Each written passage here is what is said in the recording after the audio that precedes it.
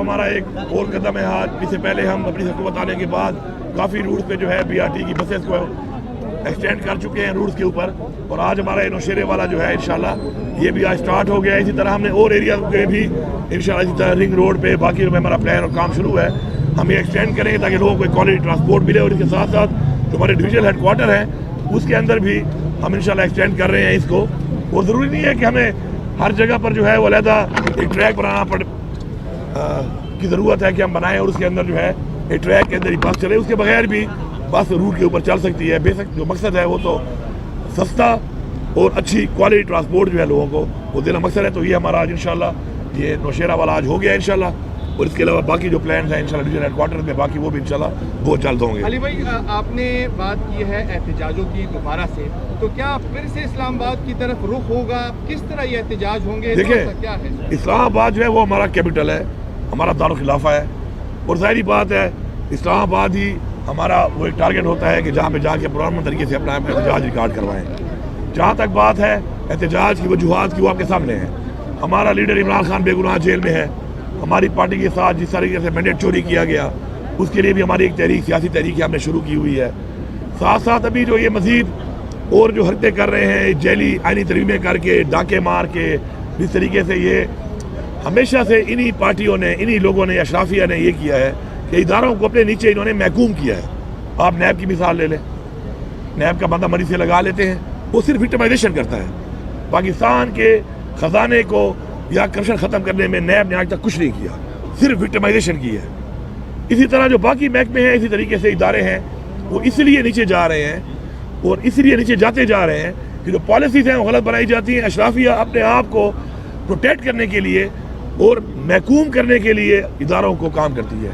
اب جس طریقے سے عدلیہ, آزاد عدلیہ, اس کے اوپر اس کو آزاد نہیں چھوڑا گیا.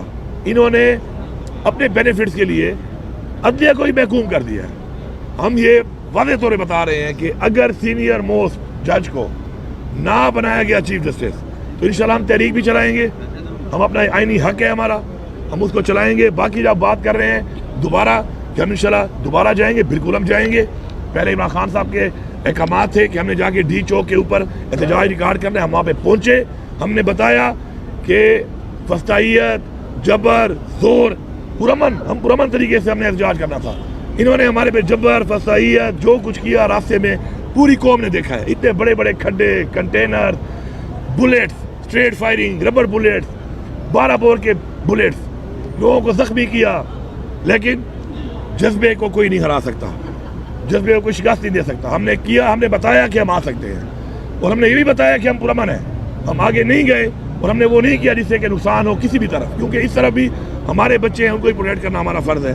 اس طرف بھی چاہے پولیس ہے, چاہے رینجر ہے, چاہے آرمی ہے, وہ بھی ہمارے لوگ ہیں, ہماری قوم کے بچے ہیں. لیکن ان کو یہ سوچنا چاہیے فیصلہ سازوں کو کہ یہ اس طریقے سے جو حکومت کی مشینری کو, حکومت کے اداروں کو, حکومت کی فورسز کو گھرتے لوگوں پہ استعمال کر رہے ہیں. کیا ان کو یہ زیب دیتا ہے, یا کیا پاکستان کے آئین میں گنجائش ہے اس کی؟ تو اگر یہ آئین کو توڑیں گے بار بار, یہ بار بار اس طریقے سے جبر کر کے سمجھتے ہیں پیچھے ہٹ جائیں گے, پیچھے نہیں ہٹیں گے انشاءاللہ. اس دفعہ جو پلان ہو رہا ہے اور جو پلان میں کر رہا ہوں انشاءاللہ, تو پاکستان کے ہر کونے سے, آزاد کشمیر سے اور خلیج بلتستان سے, ہر جگہ سے لوگ نکلیں گے, اور جہاں تک وہ پہنچ سکتے ہیں, جتنا بھی وہ مقابلہ کر کے جہاں تک آگے آ سکتے ہیں وہ آتے جائیں گے. اور جہاں پر بھی رکاوٹ ایسی ہوگی کہ نہیں ٹوٹ سکتی, اس کا وہ مقابلہ کرتے رہیں گے, پیچھے سے اور لوگ آتے رہیں گے. انشاءاللہ پورے پاکستان کو ہم بلاک کریں گے. اگر ہمارے جائز مطالبے عمران خان کو رہا نہ کیا گیا, اگر ہمارا مینڈیٹ ہمیں واپس نہ کیا گیا, تو ہم اس کے بعد ایک فائنل کال جو ہوگی ہماری, وہ کہتے ہیں نا کہ فائنل کال کا مطلب یہ ہے ڈو اور ڈائی, آر یا پار ہوگا پھر. اور آر یا پار میں انشاءاللہ یہ پورا ملک بند ہوگا. اور ہمارے عوام میں جذبہ بھی ہے, ہماری عوام بہادر بھی ہے, اور انشاءاللہ ہماری عوام جو ہے پورے پاکستان ہے, پورے پاکستان سے آ کر انشاءاللہ یہ ٹارگٹ اچیو کرے گی. اور انشاءاللہ ہم اس حکومت کا تختہ الٹنے تک پھر تحریک جاری رکھیں گے. جہاد, آپ نے قرآن نہیں پڑھا؟ جہاد کیا ہوتا ہے؟ ہمیں قرآن میں حکم ہے جہاد کا, اور قرآن میں جب ہم حکم آیا ہے تو اس کے مطابق ہمارا فرض بنتا ہے کہ ہم قرآن کے حکم پہ عمل پیرا ہوں, اور انشاءاللہ ہم تیار ہیں اس کے لیے. اگر ہمیں اپنے ملک کے اندر جو اسلام کے نام پہ ملک بنا ہے, اس کے اندر اگر یہ جو جس طریقے سے فرونیت اور بدماشی آئین کو توڑ کر قانون کو توڑ کر اپنی مرضی کے اقدامات کریں گے, لوگوں کا مینڈیٹ جمہوریت کا چوری کریں گے اور اس کے بعد لوگوں کو اغوا کریں گے, لوگوں کے بچوں کو اٹھائیں گے, لوگوں کی فیملیوں کو اٹھائیں گے, لوگوں کے ضمیر خریدیں گے.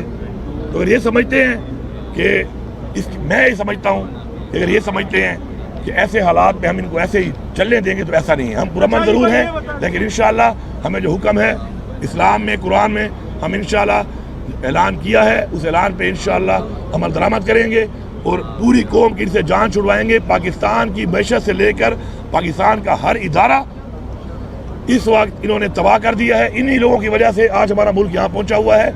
آپ عمران خان کے ٹائم میں دیکھیں دہشت گردی کہاں تھی, ختم ہو گئی تھی. جیسے ہی عمران خان کو انہوں نے سازش سے ہٹایا, اس کے بعد دہشت گردی نے جنم لیا. اس سے نقصان کس کا ہو رہا ہے؟ پاکستان کا ہو رہا ہے. ان کو پاکستان کی پرواہ ہی نہیں ہے, ان کا پاکستان میں ہے ہی کچھ نہیں.